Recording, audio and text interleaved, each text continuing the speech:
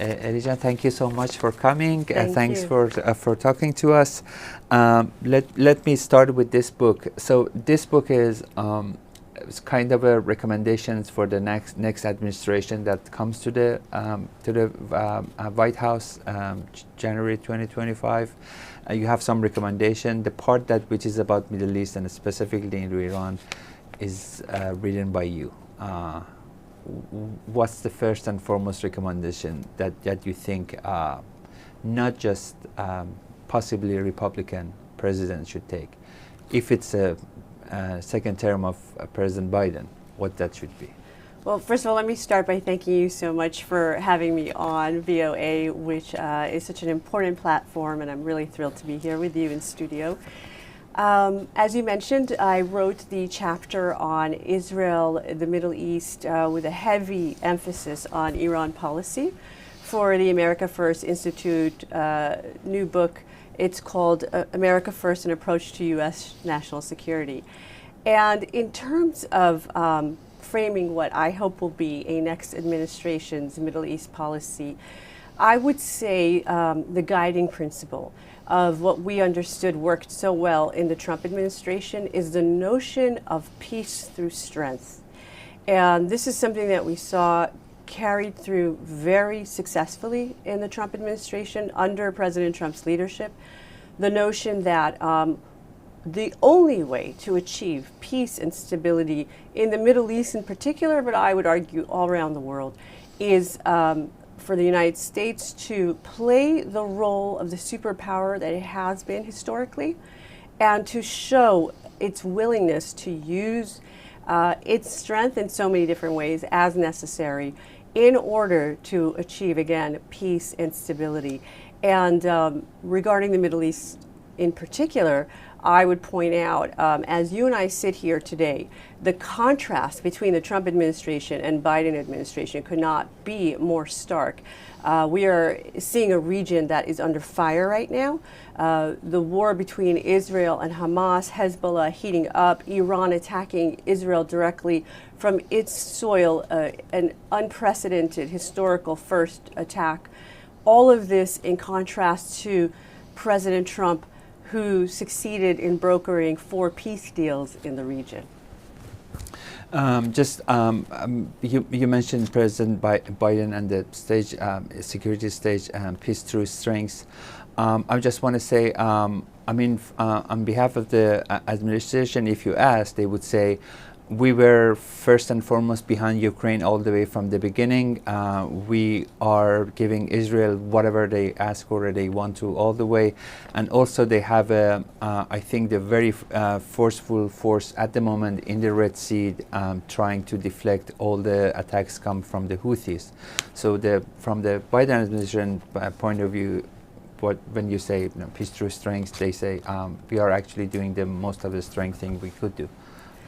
You know, the reality of what the Biden administration has done since they've come into office, I think speaks for itself. So, as an example, they, when it comes to Iran, the Biden administration immediately stopped enforcing the maximum pressure campaign, the sanctions that the United States had placed on Iran when the Trump administration was in office. So, specifically, I would point to Iran's oil sales to China, which has enriched the Iranian regime in the tune of about $80 billion plus since Joe Biden has come into office. And we all know that Iran has been designated the #1 state sponsor of terrorism by administration after administration. So when you allow the Iranians to make these oil sales and they come out billions of dollars richer, that gives them just more money to fund their terror proxy activities. And this is exactly what we're seeing unfold in front of our eyes. And so I would say that the Biden administration has, sadly, since they came into office, they kind of pivoted back to a Barack Obama policy, and that's a lot of what I describe in the chapter in this book, how much the Obama appeasement policies toward the Islamic Republic failed U.S. national security, our allies in the region, and again, during the Trump administration, we were able to reset. Unfortunately, as soon as Biden came in, he started wanted to, again, revert back to Obama policies. Now, you speak about the Houthis. You know, it's shameful that this relatively minor and rather primitive terror group should be so successful in rerouting international commercial and naval vessels, really having a tremendous impact on international economies, costing the average consumer in every country practically all around the world increased expenses. Because of these Houthi attacks, it's very easy for Joe Biden to take out. There's an Iranian ship reported publicly as giving the Houthis the radar capabilities that's allowing them to know where to attack, and all Joe Biden has to do is take out this one Iranian ship. Eddie, we approached Biden administration several times regarding, because the criticism about sanctions and loosening up the sanctions, they would say that we never moved any sanctions. They say they added 571 sanctions, and at the same time they say maybe Islamic Republic, it might be Islamic Republic find ways to bypass sanctions with China that they haven't been able to circumvent yet. Well, the Chinese did not purchase Iranian oil under the Trump administration. I mean, that's just a fact. And now they are purchasing Iranian oil. And you know what's incredible about that, Kevin? If you want to understand from a U.S. perspective what a disaster we're talking about, China is considered America's leading adversary right now. And some of what I discuss in this chapter is the growing axis between China, Russia, and Iran, as the Chinese are trying to really compete with the United States to change the U.S.-led international order. The Chinese are right now trying to replace the United States as the global superpower. And at minimum, they want a reordering of the world with China as the leader. And so imagine understanding all of that, and Joe Biden does go on the American airwaves and talk about the threat of China, understanding all of that, and yet Joe Biden is allowing the Chinese to buy Iranian oil at discount. So here, the number one winner of this scenario is the Chinese, because again, they're buying the oil at discount. They're paying, apparently, the Iranians in Chinese currency. So the Iranians are certainly not benefiting in the way that they would if they were acting as a good faith state, part of the nations who want to behave like normal countries. And so given all that, what we are seeing with the lack of sanctions, the enforcement of sanctions on the Iranian oil, is that China is benefiting and the Islamic Republic is benefiting. And clearly, innocent people all over the world are the victims of those purchases. Eddie, we mentioned, we're talking about the Islamic Republic of Iran. When Russia invaded Ukraine, Islamic Republic went into support of Russia, which was a very odd move because this is a war in European territory. People of Iran, as far as we know, we don't have no problem with Ukraine. I mean, never had. And what Islamic Republic did probably cost them their deep relationship with Europe. What was in it for them to make such a move? Well, what we're seeing between Russia and Iran in particular, is what I termed in the chapter a symbiotic relationship. So, and it's a little bit complicated, right? But what we know is that Iran is supportive of Assad's regime in Syria, which has allowed the Iranians to build what is called the Shiite Crescent, right? It's literally a landmass that goes from Iran, Iraq, and hits all the way through to Israel. And so with Russia supporting Assad, Iran then returns the favor to Russia and starts to, in Russia's war against Ukraine, starts to supply them with drone technology, UAV technology, ballistic missiles, all of this military tech that the Iranians have unfortunately managed to become expert at. So, so this is the symbiotic relationship, and so now the Russians, of course, are covering for the Iranians with Iran's proxy activity all throughout the region. We talked about the Biden administration foreign policy toward the Islamic Republic. To be fair, when they started, they wanted to renew something, some kind of a negotiation, some kind of a agreement. So they give them Islamic Republic lots of opportunities, choices to come, talk, get something out of a better deal. At the same time, we see Islamic Republic go further and further to more behavior that was not coinciding with any kind of a reward that they were getting, like going to the war behind Russia, Houthis, their direct attack to Israel, their proxies are still doing it. Do you think that policy needs or needed to be revised at some point, even though Joe Biden was in good intention, wanted to achieve something with the Islamic Republic of Iran? Absolutely. Again, what I would say the Biden-Iran policy was when they first came into office, and to this day, is a policy of appeasement.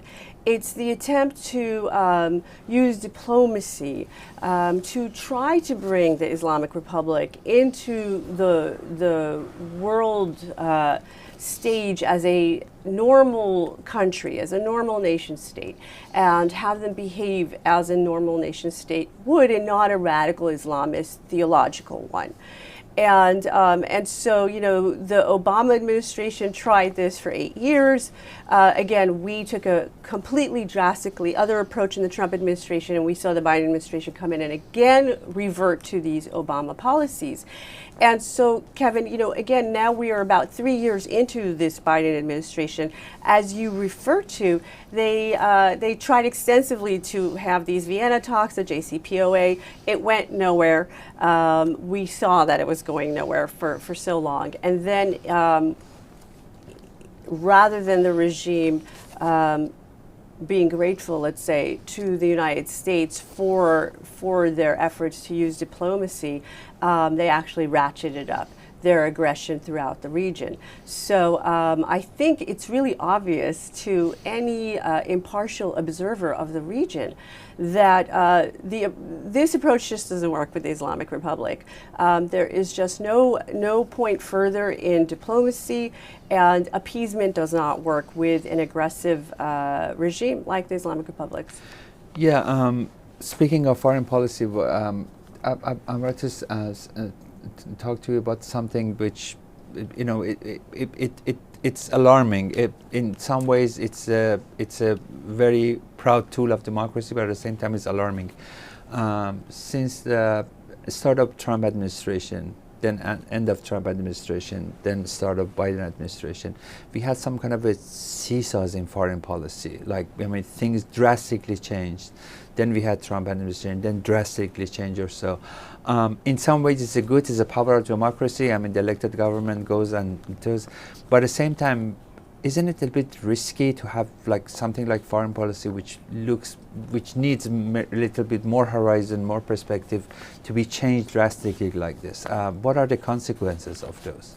Kevin, I think that's a really excellent question and point that you're raising about the consequences of these drastic swings in U.S. policy. I agree with you about that analysis. And, I'll use the Kingdom of Saudi Arabia, I think, as the best example of this. The United States relationship with Saudi Arabia was considered one of its most historic and consistent relationships. Premised on a two-way, both sides kind of benefiting from the relationship. The United States, of course, benefiting from access to Saudi oil, the Saudi leadership role in OPEC, providing stable energy. And in return, the United States was a consistent security partner for the Saudis. Now, what we saw specifically under the Biden administration is Joe Biden, when he was campaigning for office, started to talk kind of obsessively about the Khashoggi situation, and saying on the campaign trail that he was going to basically isolate the Kingdom of Saudi Arabia. And he came into office and did exactly that. He managed to really just, I think, really raise the ire of the Saudis, betray that 75-year relationship, and perhaps more importantly, as you're referring to, make all of our allies feel a lack of confidence in their relationship with the United States. You know, when they see the Biden administration betraying the Saudi relationship, they think to themselves, you know, how is my relationship safe, and where does America stand with me? So what happened in the Saudi case is reality caught up really quickly with Joe Biden, you know, with Putin's invasion of Ukraine, with international energy being at risk, with rising energy costs in the United States, and this becoming a political blowback to Biden. We saw him then going to Kingdom of Saudi Arabia. He didn't do the best of job diplomatically with the Crown Prince, with MBS, but having said all that, he realized that he had to quickly repair that relationship. And so he took a perfectly strong relationship, wrecked it, and then had to repair it. Talking about Middle East, Islamic Republic proxies are very active in some ways. When the October 7 happened in Israel, President Biden said they will focus their efforts to contain this war, so it won't spread all around. But in some ways, the proxies of Islamic Republic just carried on, and the United States had to face them all by themselves, and not much of a help over there. As you mentioned already, Islamic Republic attacked Israel from its own soil for the first time. Do you think that containment is working? If it's not working, what needs to be done to make it some kind of a enforceable containment? Kevin, you know, most people, I think, appreciated that Joe Biden, immediately after the October 7 attack, got on a plane, went to Israel, hugged Prime Minister Netanyahu, and I think really signaled to the world how much the United States stands behind Israel, supports Israel. And the American support for Israel is something that is bipartisan. We've seen polling, I'll refer to the Harvard-Harris poll specifically, where since October 7th to this day, we've seen consistent 80 to 85% of American registered voters at minimum support Israel over Hamas. So the support of the American people for Israel is something that is incredibly strong, incredibly consistent, and we know will last through time. The Biden administration's efforts to so-called contain the war is sadly misguided. The reason being that, as I've discussed in the book, this growing China-Russia-Iran axis is every day, each one of those countries is taking steps to weaken the United States and to weaken our allies. And so in some ways, I think we are in a world war already. And the notion that Biden is going to contain this war, specifically in the Middle East theater, is misguided at best, and it's delusional at worst. So I don't know that the Biden administration really doesn't understand what's going on. I think that they're not prepared to confront the challenges that are coming their way. And so the reality has caught up very quickly with Joe Biden. again, as you and I are speaking right now, Hezbollah on Israel's northern front has continued to escalate against Israel, and the Israelis have let it be known that they will defend their people and their borders. And so I think we can expect an escalation in the north. Amos Hochstein, the U.S. envoy, finally, I think, admitted that just a couple of days ago, and that, you know, talks with Hezbollah have failed. And so again, I think we can expect something to happen on the northern front of Israel, and it's very hard to tell that the Hezbollah isn't going to make some sort of mistake, that Hamas isn't going to make some sort of a mistake, that something won't happen with one of Iran's proxies, and we see an unprecedented event which might demand a U.S. response.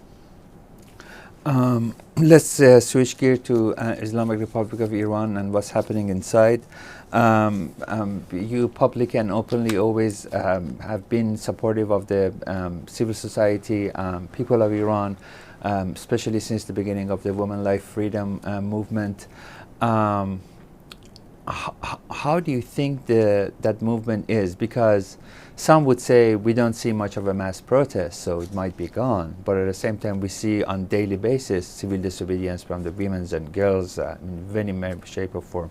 What would you say if someone says, we think that that movement is finished or done? Well, I want to just go back a little bit in terms of the question that you posed to me, and to say that, of course, I have always fought for the human rights of my sisters and brothers in Iran. As you know, I was born in Iran myself, and we came here in 1979. We fled from the Islamic Republic regime, from the Ayatollah Khomeini and his anti-Semitism and his oppression of Iran's Jews, which has continued to this day. And so I would say that my support for the Iranian people precedes the Women Life Freedom movement. It's been with me since I think I became an adult, maybe even a teenager. And it's something that I will always fight for and advocate for. And I will also say proudly that I was, when I served in the Trump administration, I was the State Department's first Iranian-born envoy. And so this is something that I am very proud of and will always stand proudly with the Iranian people. And so in my chapter for America First Policy Institute, what I argue for is an Iran policy that is maximum pressure on the regime, but maximum support for the people of Iran. And what that means is a United States policy that thoughtfully makes the effort to support the Iranian people in their quest for freedom. I don't believe for a minute that the civil rights movement is the way I'll describe it in Iran. Because I think it's bigger than just woman life freedom. It's a real movement for human rights, for civil rights in the Iranian people. And so an America First policy towards the Iranian people would support them in their efforts to gain their rights and their desire to join the nations, you know, of the world as a normal country. And so what that would look like is helping to support civil society organizations, helping them gain internet access. There's 1,000,001 ways that the United States could help the Iranian people, and I will certainly be fighting for that. Well, just to what you wanted to talk before my question, I was just keeping it to bring it up on another issue, which I wanted to ask you. You're born in Iran. You're Jewish American, and you served in American administration. So, which means, in some triangle, you are dealing with the issues from your heart. So, it's whenever it's happening in Iran, you're following it passionately, closely. Israel, whatever happens, you find it passionately, and the United States, you follow it passionately. So I just wanted to say how that triangle allows you to function, because none of these three are just calm and quiet, and always something happens. Well, it's true. I don't necessarily get a lot of sleep, And I do try my best to track the news. And like you said, the Middle East is a region that I think could keep you up forever. So yes, my heart is absolutely with the people of Iran, with the people of Israel, and of course with my country that gave me refugee status and gave me refuge when I came here as a child. And I would say the United States has given me every opportunity in the world. I am so forever grateful and feel so blessed to have grown up in this country and to have been given the opportunity to hopefully give back to America. And you know, the one thing I'll say, Kevin, on what you just brought up is that while right now it seems that the entire relationship between these three countries, all three of them, I mean, as it relates to Iran, is one of tension, of unfortunately violence and war. I am so confident, and I really believe in my guts, that we will achieve what many of us in the Trump administration have called a Cyrus Accords, a peace deal one day between Israel and Iran, which would in some ways just refer us back to Iran's storied history before this radical Islamic revolution of 1979, that would take us back to a time when Iran was an incredibly strong, incredibly proud economic powerhouse of a country, which, you know, preserved our ancient Persian culture and had us respected on the world stage. I believe that we will achieve that Cyrus Accords, and so that triangle that you talk about United States, Iran, Israel, it could be a triangle of peace and prosperity between all three. That's for sure. If that happens, the stability comes. I mean, probably would be one of the most successful triangles in history if it happens. But I'm just saying, at the moment, three of them just keeping you lots of pressure from time to time, I'm sure. Yes, yes. But again, you know, when I think you have a love for your people, and I have this love, I think, for all three peoples and countries. It also, in some ways, as much as it's stressful, it also, I think, it's fulfilling, it's meaningful to work to advance all three of those countries, hopefully. No, in some ways, it might be give you triple energy, because I see on social media in Farsi, English, Hebrew, doesn't matter. You're just on it. So that's great. I want to ask you something. As you mentioned, I mean, Islamic Republic of Iran and what they're doing is something that, you know, we all follow for years now. It's for some time now, or about 20 years, that every year or two or three we see some kind of a movement, protest, civil disobedience, something, but then the regime cracks it down and it goes away. Each of these crackdowns had very tragic events with themselves, from Nida Sultan, who killed like that in the streets, to killing of Mahsa Amini that caused the women life freedom. Do you think Islamic Republic can survive this one, the women life freedom movement? You know, my hope is that certainly they can't. And in terms of the future of the Islamic Republic, you know, I think demographics are a very important data point to look at. And so we know that there's a generation that has grown up under this regime, and they have all tasted the oppression of the regime. What's incredible, I think, to understand about Iran is that there is no population in Iran that hasn't suffered under the regime. So if you look at someone like Mahsa Amini, she was a young girl who was a devout Muslim, right? And she comes to Tehran to visit family, and you know, because her hijab was loose, she winds up dead.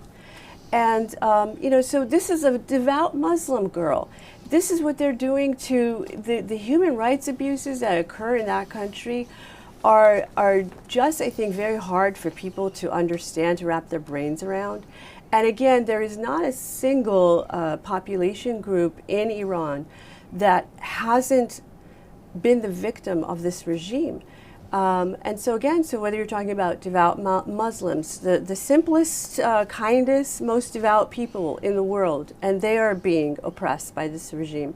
You look at the ethnic minorities, you look at the religious minorities, you look at the average Iranian person who's just trying to make a living, but the regime's officials are literally stealing the country's resources, literally lining their own pockets with the country's resources.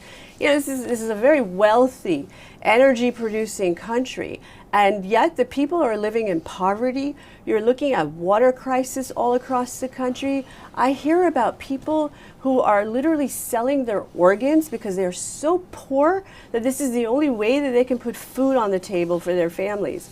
And so, you know, with a population that's suffering like this, in contrast to a small elite regime that is siphoning billions of dollars out of the country to A, line their own pockets, and then B, fund terror proxy activity, there's just no future for a regime like that. And I am confident the Iranian people are going to demand their rights. I think they deserve American support. They deserve international support. And I believe that that support is forthcoming. You mentioned Russia and China forming some kind of a bloc of their own. You said Islamic Republic sells discount oil to China and gets paid in China currency. If this shaky situation in Russia and Ukraine goes on, and if China and Islamic Republic are on board, isn't there a fear that some potential grounds like Syria and Afghanistan, which we don't talk about it that much, no one talks about it that much, but at the same time are the worst stable places on earth at the same time. Do you think that bloc would be much more scary, much more dangerous? What are the possibilities if that happens? Well, I think we should all understand the China, Russia, Iran, and I would add perhaps North Korea,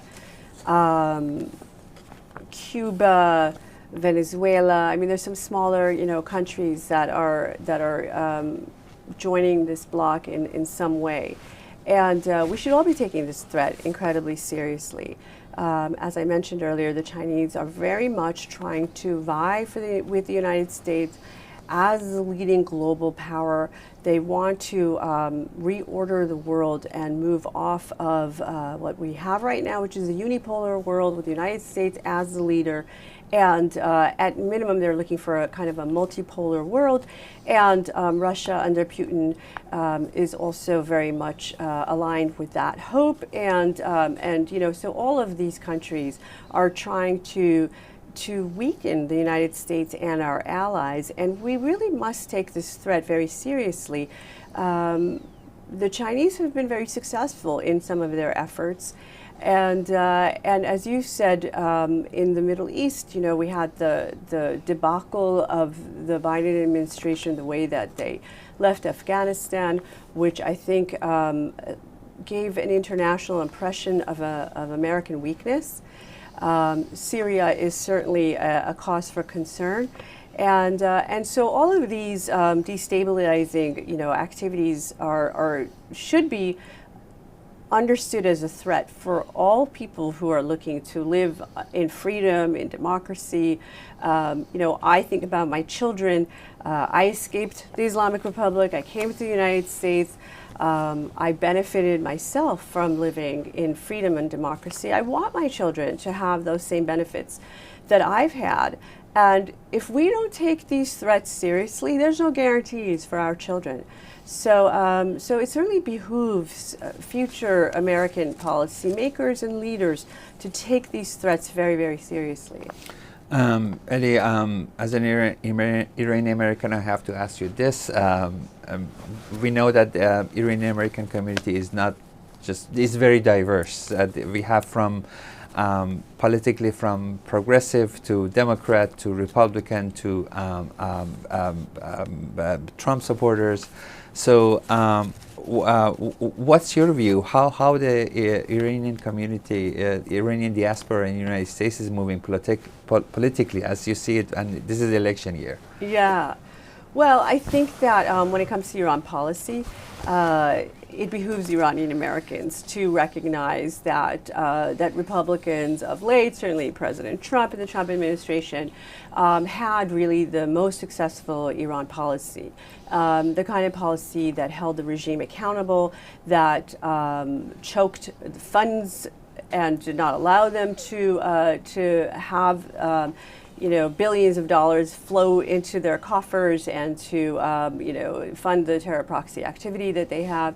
So and I guess most significantly, to weaken the regime. At the bottom line of the maximum pressure policy is that it significantly weakened the regime. It left the regime basically bankrupt with only $4 billion in accessible foreign currency reserves at the end of the 4 years of the Trump administration.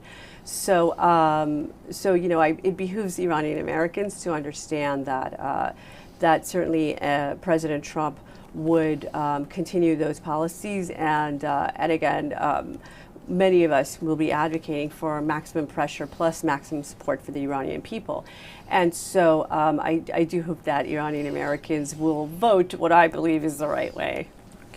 Thank you so much. I really appreciated you coming here and talking to us. Thank you, Kevin.